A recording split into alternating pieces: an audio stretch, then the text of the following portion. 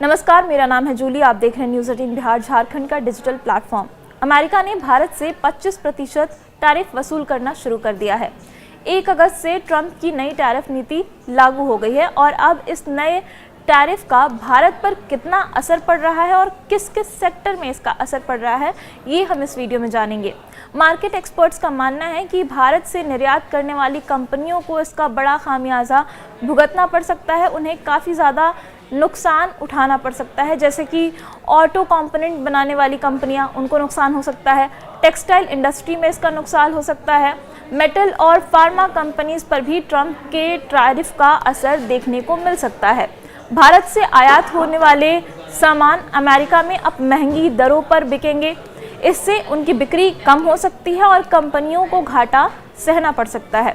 America के नए tariff से भारत के माल निर्यात पर असर पड़ने की उम्मीद है। जिन सामान और सेवाओं पर असर पड़ सकता है उसमें लेबर बेस्ड उत्पाद जैसे कि कपड़े, फार्मास्यूटिकल्स, कीमती नगीने और गहने और पेट्रोकेमिकल्स शामिल हैं, जिन पर टैरिफ का काफ़ी गंभीर असर पड़ सकता है।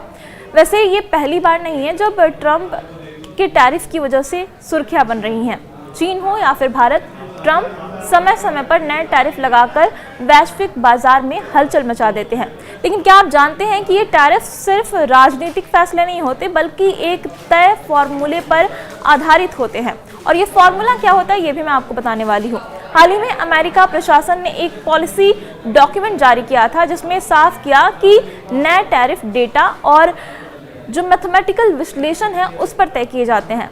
ट्रंप प्रशासन का कहना है कि टैरिफ लगाने के लिए किसी भी देश के साथ अमेरिका के व्यापार असंतुलन का आकलन किया जाता है। ये असंतुलन उस देश से आयात और उसे किए गए निर्यात के अंतर से तय होता है। मतलब जितना इंपोर्ट हुआ और जितना एक्सपोर्ट हुआ उसके अंतर से ये टैरिफ तय किया जाता है।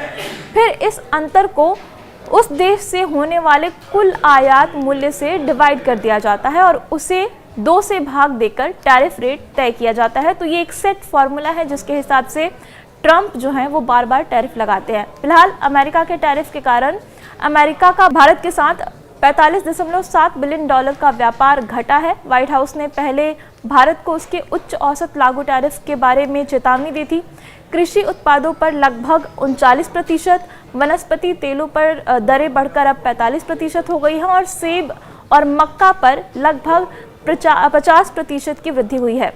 भारतीय अधिकारियों ने कहा है कि वे अमेरिका को चीन के मुकाबले एक ज़्यादा महत्वपूर्ण रणनीतिक साझेदार मानते हैं, लेकिन उन्हें कृषि, डेटा गवर्नेंस और सरकारी सब्सिडी पर अपनी नीतियों को बनाए रखने की ज़रूरत है, वरना जो दोनों देश हैं उनके संबंधों पर भी असर पड़ सकता है। पर इन सब बयानों के बीच, इन सब फैसलों के बीच अब जो नई टैरिफ नीति है ट्रंप की, वो लागू हो चुकी है और इसका असर भी अब भारत के मार्केट पर दिखने लगा है।